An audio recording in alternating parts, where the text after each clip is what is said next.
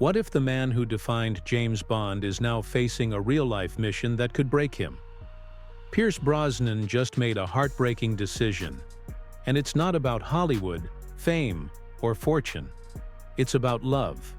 After decades in the spotlight, he's walking away from it all. And the reason will leave you speechless. Stay with me, because this story changes everything you thought you knew about him. Born in the quiet town of Drogheda, Ireland, on May 16, 1953, Pierce Brosnan's beginnings were far from glamorous. There was no family fortune, no legacy, and barely a trace of a father. His dad, a carpenter named Thomas, was gone so early that Pierce couldn't even remember his voice. And just like that, he became a boy shaped by absence. His mother, May, struggled to keep things afloat, working as a nurse while making impossible choices. In 1957, one of those choices changed everything. She left Ireland for London to find work, leaving 4-year-old Pierce behind. She promised it was temporary. It wasn't. He bounced from house to house, living with grandparents in Navan, then with relatives in Trim. Each place felt temporary, like waiting rooms with no end. Every new town meant new rules, strange schools, and unfamiliar faces. He never had time to settle in, only to adapt. He became quiet, observant, always 2 steps behind. One teacher said he always looked like he was somewhere else. Maybe he was, but something changed when he was 11. His mother remarried and brought him to live in Scotland. Her new husband, William Carmichael, wasn't flashy, but he was kind. He worked in a factory, tried to teach Pierce patience, how to fix things, how to be steady. But for a boy who had been passed around most of his life, trust didn't come easy. William never tried to be a replacement. He just showed up, consistently. Then came the night that shifted Pierce's universe. William took him to see a film. It was Goldfinger. Sean Connery as James Bond exploded across the screen. And just like that, Pierce saw the man he wanted to become. Not because Bond had all the answers, but because he never seemed to need any. Cool, composed, unbreakable. For a boy who had never felt in control, it was like discovering a blueprint. By 16, Pierce had dropped out of school and enrolled in St. Martin's School of Art in London. He wanted to be a painter. Lucian Freud and Francis Bacon were his heroes. He survived on toast and tea, while classmates came from privilege. Acting wasn't even a thought. He was chasing lines and color, not applause. But then, life took an unexpected detour. In 1971, while still studying art, he stumbled into a small theater workshop. A fire eater was practicing a trick. Instead of backing away, Pierce stepped forward and asked to try. That moment, almost accidental, shifted the entire arc of his life. He was offered a spot in the troupe. No experience, no training, just raw presence. He threw himself into it. Within 2 years, he joined the Drama Centre London. It was intense. Most students dropped out. Teachers were brutal, breaking students down to rebuild them. Pierce held on. He worked odd jobs, studied Shakespeare, trained in mime and even circus acts. Tuition was £1,200 a year, a mountain he somehow climbed. His first professional role came in 1976, in Wait Until Dark, a chilling thriller. He played a character meant to make the audience uncomfortable. It worked. 1 year later, he took on Tennessee Williams's The Red Devil Battery Sign, a complex play that had already failed in the US. But in London, Pierce made it breathe again. Critics started to pay attention. Slowly but surely, the anonymous Irish boy with no roots was becoming someone. In 1980, he had a blink-and-miss cameo in The Mirror Cracked with Elizabeth Taylor. Less than 30 seconds on screen. He earned just £50, but momentum doesn't care how small the steps are. That same year, he appeared in The Long Good Friday with Bob Hoskins and Helen Mirren. His role was minor, but the film would later become a cult classic. By 1982, Pierce was still mostly unknown outside the UK. But then came a twist no one predicted. He auditioned for a murder victim role on a new show called Remington Steele. One scene. That was it. But the casting director saw something more. Something magnetic. They called him back, not for the minor role, but for the lead. It was a risk. The original character was supposed to be an older, seasoned American. Pierce was 29, Irish, and completely foreign to American audiences. Still, the producers rolled the dice. More than 200 actors had auditioned. Brosnan got the part. His accent nearly lost him the role, but once cameras rolled, no one cared. He was Remington Steele. The show debuted on October 1st, 1982, and exploded. It became NBC's second highest-rated new series. Within weeks, 15.6 million viewers were tuning in. But then came another twist. Just 4 years later, in 1986, the show was canceled. Fans revolted. NBC brought it back for one final season. The farewell episode in 1987 pulled nearly 26 million viewers. Financially, it was a gold mine. NBC earned over $50 million a year just from ads. Internationally, it raked in another $200 million. The series aired in more than 80 countries. And something strange happened in America. Private investigator license applications jumped by 340% during the show's run. The Pierce-Brosnan effect was real. But with success came pressure. Just 2 months into the show, critics were already saying he should be the next Bond. By 1983, Entertainment Weekly called him the most Bond-like actor since Sean Connery. Even Albert "Cubby" Broccoli, the Bond producer, started watching. The buzz became deafening. NBC leaned into it. Magazine covers, teasers. Even Ian Fleming's widow said Pierce looked exactly like her late husband's vision of Bond. In 1984, Brosnan was nominated for a Golden Globe for Nancy Astor. It was only his second major TV role, and he was already standing shoulder to shoulder with legends like Anthony Hopkins. That same year, behind closed doors, he came close, just 3 votes shy of winning. And that was just the beginning. Pierce Brosnan's rise wasn't loud. It was relentless. Quiet, steady, unstoppable. The man who once watched Bond from a cinema seat was now standing on the threshold of becoming him. But as we're about to find out, that path wouldn't be smooth. Because the closer he got to Bond, the more complicated it all became. Just when it looked like Pierce Brosnan's moment had arrived, Hollywood did what it does best: changed the script. The studio, in a panic over ratings, dangled a staggering $3.5 million paycheck in front of him to keep him tied to Remington Steele. The timing was cruel. He was finally in reach of Bond, and suddenly the door slammed shut. It got worse. Though Remington Steele had already been canceled, buzz about Pierce playing Bond suddenly breathed life back into the show.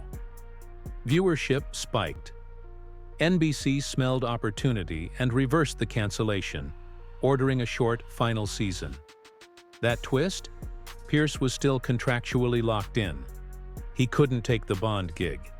And in a move that would haunt him for years, the Bond producers couldn't wait. They turned to someone else, his own friend, Timothy Dalton. Imagine watching your dream role slip into your buddy's hands while you smile politely from the sidelines. It was personal. It was devastating. Dalton's Bond went darker, colder. Audiences didn't warm to it. License to Kill floundered in the US, pulling in only $34 million. And Pierce? He was left wondering what might have been. But he didn't vanish. Between 1986 and 1994, those so-called lost years, Pierce pivoted. In The Fourth Protocol, he channeled that same Bond-like precision into a Cold War spy. He stretched his acting chops in Nomads, tackling supernatural tension. Even his Diet Coke ads felt like Bond auditions in disguise. Tuxedo, charm, danger. He was sending a message. I'm still here. His personal story, though, was unfolding with more depth than any script.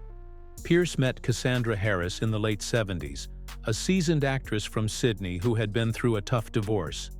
They didn't plan it. Sparks flew, and soon, Wimbledon became their shared home. On December 27, 1980, they married. Cassandra brought 2 children into the marriage, Charlotte and Christopher. Pierce stepped into their lives like he'd always been there. When their biological father passed away in 1986, Pierce didn't flinch. He legally adopted them. But more than that, he became the kind of father he'd always wished he'd had. "I wasn't a father," he once said. "Then I became daddy." Their family grew again in 1983 with the birth of their son Sean. 5 people, 1 heart. Life felt whole. And in a twist too surreal for fiction, Cassandra landed a role in For Your Eyes Only, playing a Bond girl, years before Pierce would ever don the tux. That's when she introduced him to Albert "Cubby" Broccoli, the legendary Bond producer.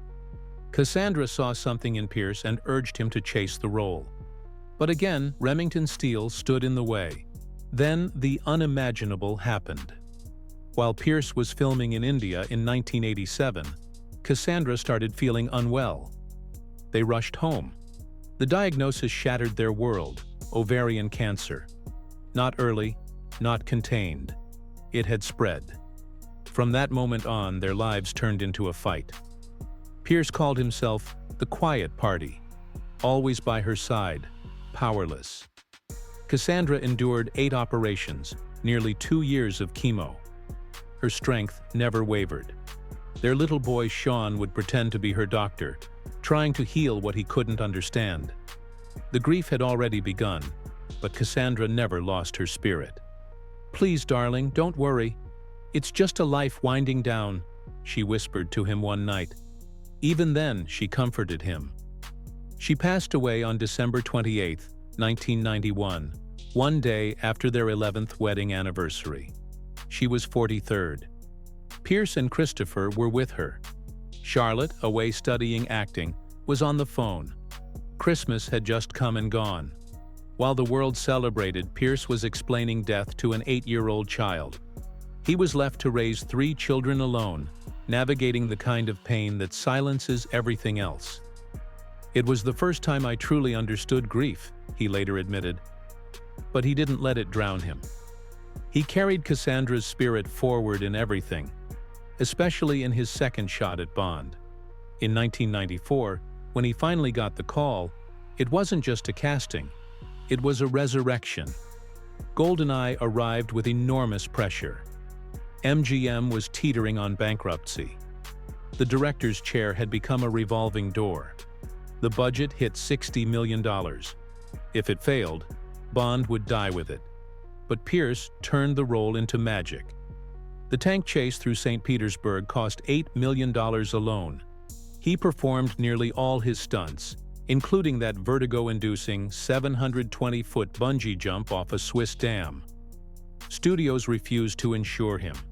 Released 30 years after Diamonds Are Forever, GoldenEye raked in $353 million. And it didn't stop there. Nintendo transformed the film into a hit video game that redefined first-person shooters and introduced Bond to a new generation. The next 3 films brought in over $1.2 billion combined. But every on-screen triumph came with off-screen ache. Tomorrow Never Dies, released in 1997, bore the weight of Cassandra's memory. The pain was still raw. Pierce channeled it into Bond's intensity. That motorcycle chase in Saigon? $12 million to shoot. They built the whole Vietnamese street in England.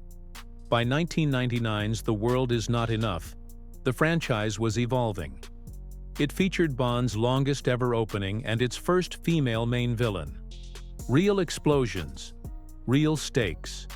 A 120-gallon gasoline blast that lit up the sky. But Pierce didn't flinch. In 2002's Die Another Day, the 40th anniversary film, the risks nearly caught up to him. A stunt gone wrong during a parasailing scene pulled him under 30-foot waves. He landed in the hospital with hypothermia. Yet the film's Ice Palace, 300,000 invisible Aston Martin, and global appeal made it unforgettable. He wasn't just a box office darling, he won awards too. In 1996, he beat even Sean Connery for Best Actor at the Saturn Awards. Spielberg called, offering him Indiana Jones. Pierce declined. Loyalty to Bond came first. That decision may have cost him $50 million, but it cemented his legacy. Then, in 2004, just when he thought he was secure, the phone rang. No warning, no build-up, just 47 seconds. "You were a great James Bond. Thank you. Goodbye." Just like that, it was over. But the man who brought Bond back from the brink, he wasn't done yet. He was riding the high of his life. Die Another Day had just shattered records with over $431 million at the box office, making it the most successful Bond film at the time. But behind the scenes, a quiet betrayal had already taken root. The studio had other plans, a younger Bond, a fresh start. And just like that, the man once seen as untouchable was suddenly obsolete. In just 72 hours, Pierce Brosnan watched 3 major movie deals vanish like smoke. Studios pulled away. Private emails revealed the harsh truth. He was labeled too Bond, too iconic to recast. The offers that once landed him $12 million per film dried up. His price dropped to $3 million. He had to fire 12 trusted team members. It was more than a career shift. It was emotional whiplash. One moment he was everyone's favorite secret agent. The next, he was an outsider. The moment that broke him came unexpectedly. His children were watching the trailer for Casino Royale, and he saw it. A new Bond, a new era, without him. He wept, not just for the role, but for the way it ended. No thank you, no farewell, just silence. It was later revealed that producers had been quietly testing replacements for 2 years, all while telling Pierce they had his back. That betrayal left a scar deeper than any on-screen explosion. But rewind to 1994, months before the Bond title would define him. On a beach in Cabo San Lucas, something far more meaningful took place. At 7:30 p.m., during a casual party, he met journalist Keely Shea Smith. She wasn't dazzled by the fame. She saw him. They talked until 2 a.m. Within 3 weeks, he flew her out to meet his children. By 6 months, they were living together. That bond became his true safety net. When Hollywood pulled the rug out from under him, Keely remained, solid, unshaken. In 2001, their love culminated in a $2.3 million wedding at Ireland's 800-year-old Ballintubber Abbey. Guests like Judi Dench and Liam Neeson kept it intimate, just 100 attendees. Pierce wore a traditional Irish kilt. When he saw Keely walking down the aisle, he cried. It was more than a ceremony. It was healing, but the joy didn't erase what would follow. In 2013, tragedy returned with a vengeance. Charlotte, his daughter, was only 41. She fought ovarian cancer for 3 long years. But it wasn't just her fight. It was a family curse. Her grandmother had died from it. So had her mother, Cassandra Harris, Pierce's first wife, at only 43. And now Charlotte. Each loss was a mirror reflecting unbearable déjà vu. Charlotte's final act was as poetic as it was heartbreaking. She married her longtime partner, Alex Smith, on June 14, 2013. 2 weeks later, she passed away. Her 2 children, Isabella and Lucas, were there when she took her last breath in London, the city where she'd been born, trained as an actor, and eventually laid to rest. Pierce, shattered once more, released a quiet statement. Charlotte fought her cancer with grace and dignity. Her strength was astonishing. She made sure her wedding happened so her children would remember love. And that's the real Pierce Brosnan, more than Bond, a man defined by love, loyalty, and courage. Hit like, drop your thoughts below, and subscribe for more untold Hollywood journeys. Brosnan's legacy? Class, always.